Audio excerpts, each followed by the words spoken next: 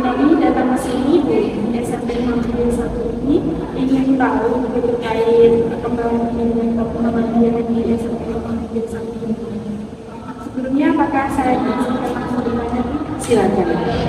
Pertama, sekolah SMP 1 Muhammadiyah Jember ini didirikan pada tahun berapa ya? Tahun 1966 berdirinya. Baru saja kemarin di tanggal 16 Desember ini SMP mengadakan acara milad. Barusan berarti? Iya, tanggal 16 Desember. Milad ke-56. Terus jumlah seluruh pendidik di sekolah ini berapa? Jumlah gurunya, jumlah pendidiknya itu untuk saat ini kurang lebih 17 guru. Lebih banyak dulu Mbak, kalau dulu itu sampai 36 karena rombelnya juga banyak. Sekarang setelah COVID 2 tahun, rombel juga berkurang, rombelnya ada 6.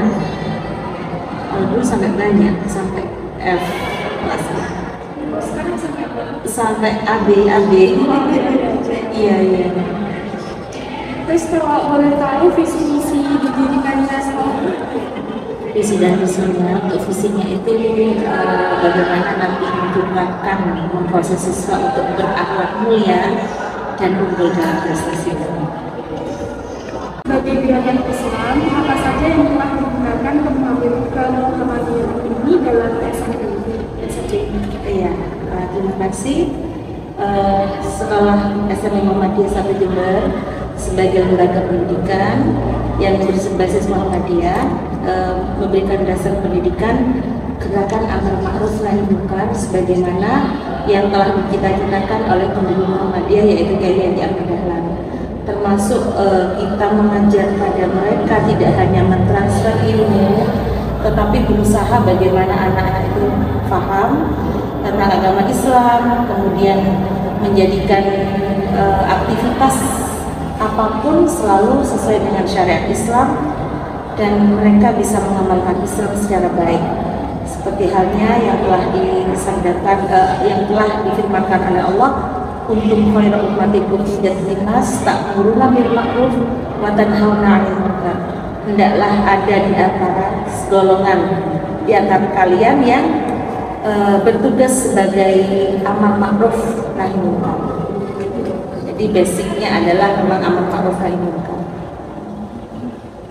Yang kedua ini pertanyaannya, kompetensi apa yang dimiliki oleh peserta didik dari pendidikan di SMP? Selain pengetahuan, termasuk keterampilan.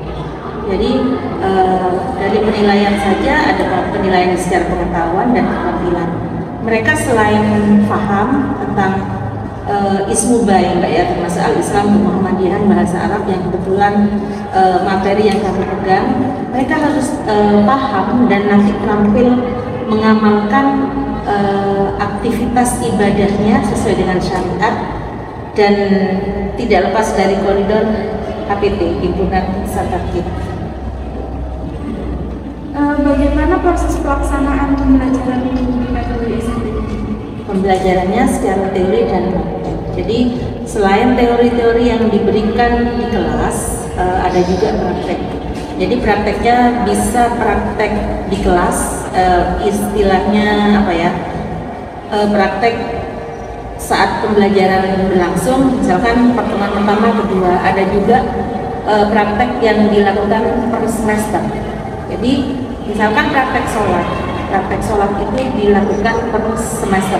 Jadi semester 1 targetnya misalkan anak harus bisa wudhu dengan baik dan sholat dengan baik sesuai tuntunan Rasulullah, seperti itu.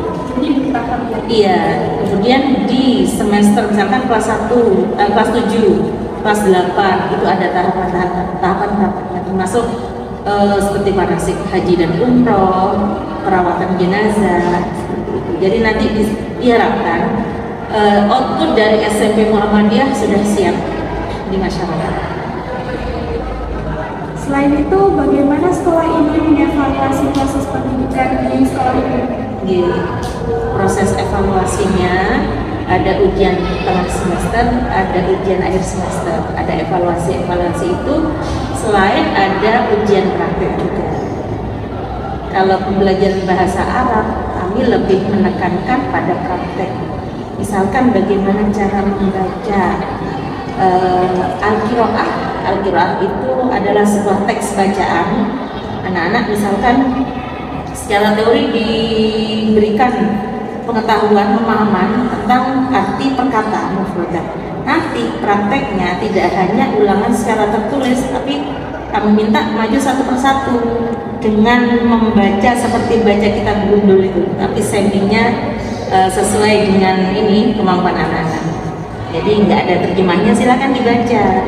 Alhamdulillah dengan cara seperti itu mereka banyak paham. Jadi sambil hafal ya? Iya, tentunya kalau bahasa asing kan lebih harus perbedaan katanya yang lebih banyak. Sulit ya Bu, jadi kultur shock. Iya. Selanjutnya ini bagaimana cara mengatasi kendala di sekolah ini? Untuk kendalanya, biasanya para dewan guru di sini ada namanya rapat rutin bulanan, ada namanya rapat rutin mingguan. Jadi setiap hari Senin setelah upacara itu ada evaluasi jangka pendek. Kalau untuk evaluasi jangka panjangnya rapat bulanan. Sudah Bu, terima kasih Sama-sama. atas waktunya. Sama-sama. Diberi kesempatan. Sama-sama. Semoga bermanfaat dan mohon maaf apabila ada yang kurangnya.